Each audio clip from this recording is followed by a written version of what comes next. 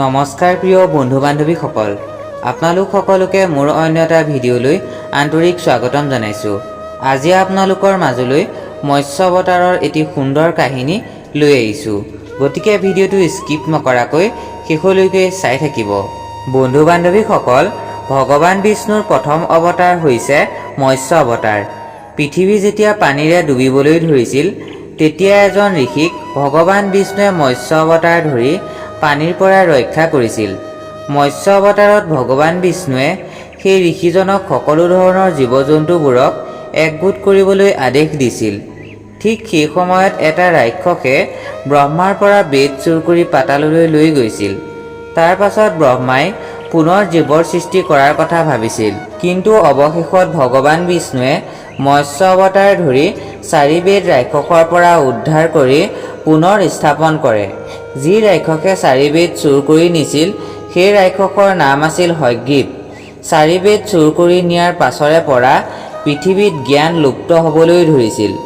পৃথিৱীৰ চুকে কোণে অজ্ঞান, পাপ, অত্যাচাৰ আদিৰে ভৰি পৰিছিল। তেতিয়া ভগৱান বিষ্ণুৱে ধৰ্ম ৰক্ষাৰ বাবে মৎস্য অৱতাৰ ধাৰণ কৰি হয়গ্ৰীৱক বধ কৰি 4 বেদক উদ্ধাৰ কৰিছিল। সেই সময়ত এজন পূৰ্ণাত্মক তথা ধাৰ্মিক ৰজা এজনে তপস্যা কৰি আছিল। সেই ৰজাজনৰ নাম আছিল সত্যবত। ৰজা সত্যবত ধাৰ্মিক, লগতে এজন বৰ কোমল মনৰ ৰজা আছিল।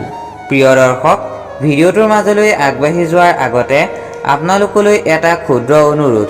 যদি ভিডিঅ'টো ভাল লাগে তেন্তে এটা লাইক কৰি কমেণ্ট বক্সত জয় শ্ৰীকৃষ্ণ বুলি লিখি থৈ যাব একদমেই নাপাহৰিব। লগতে যিসকল প্ৰিয় দৰ্শক আমাৰ এই চেনেলত পোনপ্ৰথমবাৰৰ বাবে আহিছে, তেওঁলোকে চেনেলটো ছাবস্ক্ৰাইব কৰি কাষতে থকা বেল আইকনটো অল নটিফিকেশ্যনত কৰি ল'ব নাপাহৰিব। পুৱাৰ সময় আছিল, সূৰ্য উদয় হৈছিল। পুৱাই সত্যবৰ্তে কীৰ্তিমালা নদীত গা ধুই আছিল।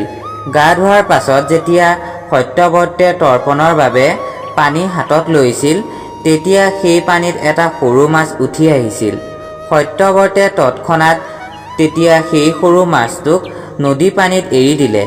নদী পানীত এৰি দিয়াৰ পাছত সেই সৰু মাছটোৱে সত্যবৰ্তক মাত লগাই কয়, হে প্ৰভু, পানীত থকা ডাঙৰ ডাঙৰ মাছবোৰে সৰু সৰু মাছবোৰক খাই পেলাইছে। কি জানিব, মোক ডাঙৰ মাছে খাই পেলায়।